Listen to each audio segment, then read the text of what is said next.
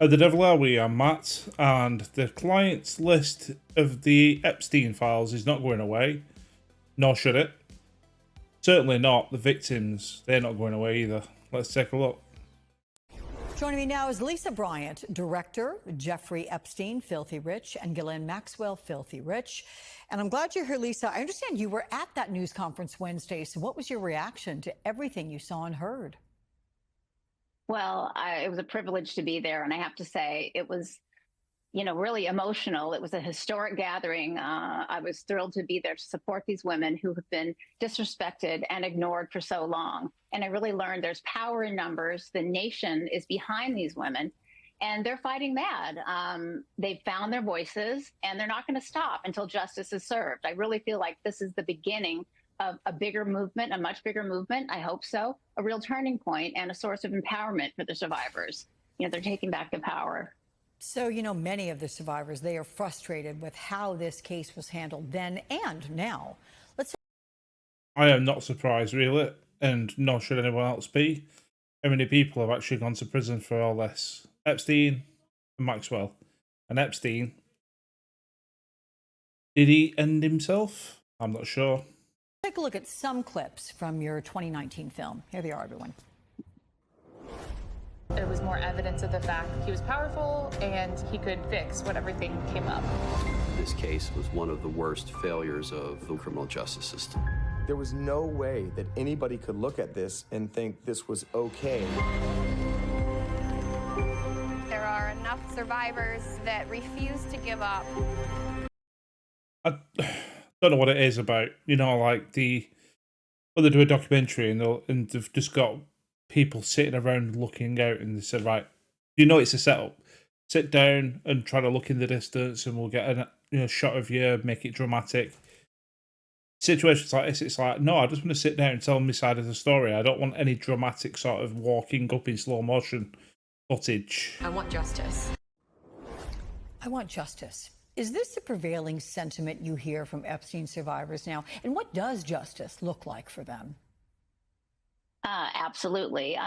Sadly, I began working on this, and not sadly, but I'm happy I worked on this in 2018. But not much has changed since then. And so these women really have gotten no justice. The one little piece of justice that they've gotten is Ghislaine Maxwell behind bars for now. Their greatest fear is that could easily be taken away at any moment. Yeah, because all she's got to do is get pardoned by the Trump administration or say, I'm going to give testimony in exchange for immunity or something like that. I can't imagine that she's going to go for prison for a long time. I really can't.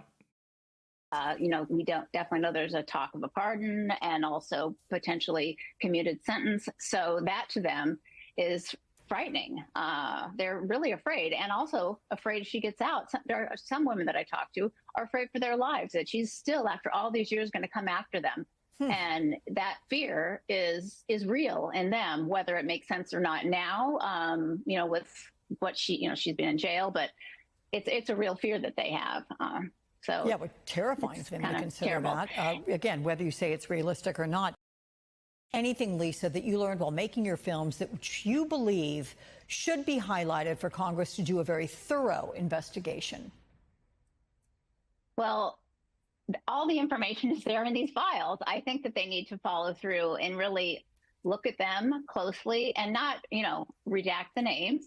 Look at the names that have been mentioned by the survivors who I, know that, they're putting together their own list potentially that hopefully someone else can maybe read on the floor that's would be protected. These women. I am really looking forward to finding out who's on that list. And I'm not talking about people by proxy.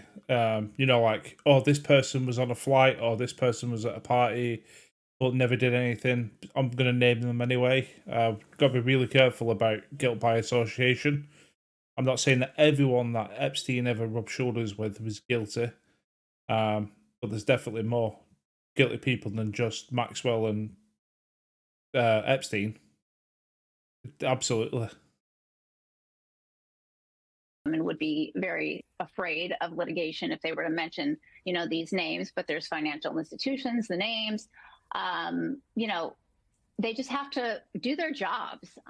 For too long, They've just ignored it, and it's too close to home, I think, just in every realm of politics. So this political theater that's playing out right now is very ugly. These survivors are tired of it, and they really want to keep the pressure on and keep this movement going, because I think there's already been since Wednesday an attempt, by the administration to kind of just shut it down. So I know she's a filmmaker and everything, and obviously it's really important work, and getting it out there in the public is key, to keeping this alive whilst the investigations are ongoing. But even if I was proud of a bit of work that I did, I'm not sure I still want Epstein's face plastered all on my wall, even if it's the front cover of a movie or a documentary or a book I've written.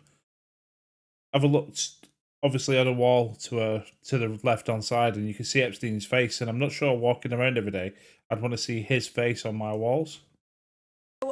We've mentioned Ghislaine Maxwell, who, of course, is really at the epicenter of this investigation now. And here's how participants in your second documentary described her back in 2022. She exhibits characteristics of a narcissist. I believe that she didn't think she was doing anything wrong.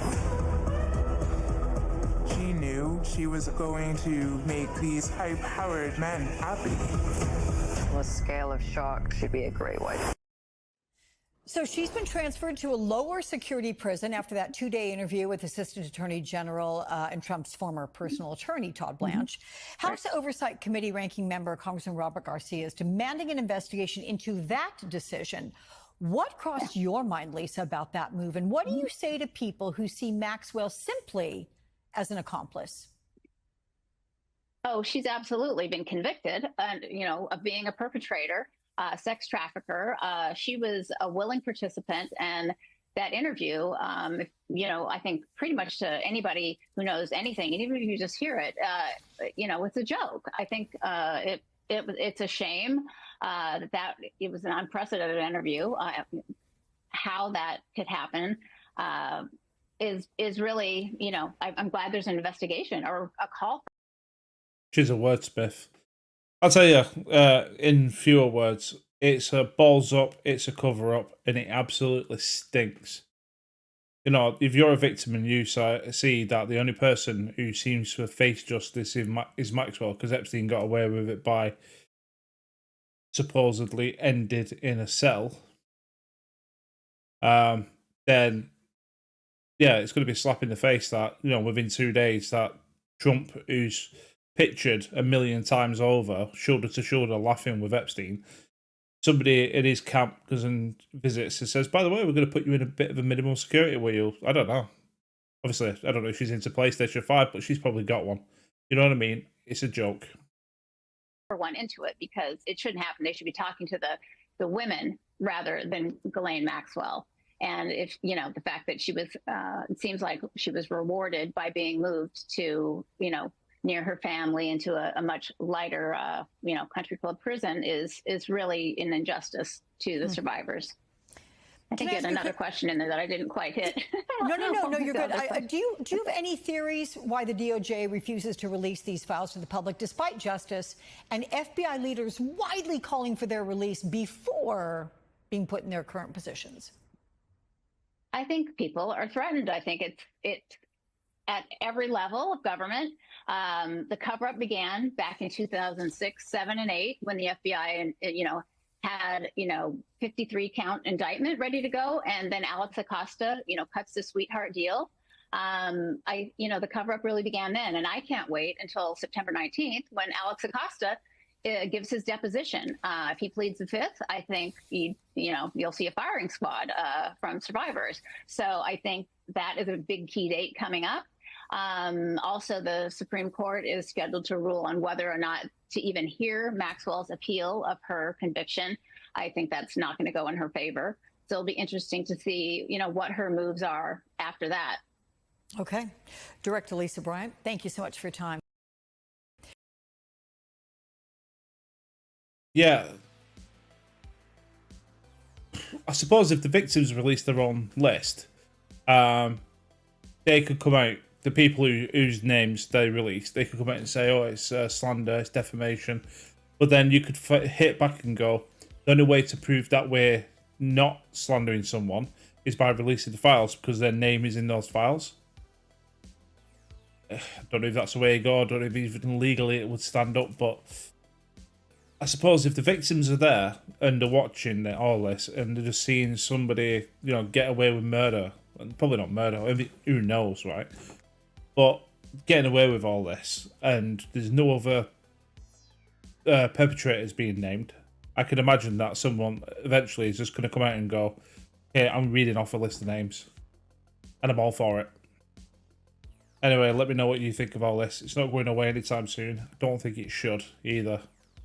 Well, you take care, and I will see you on the next one. Cheers.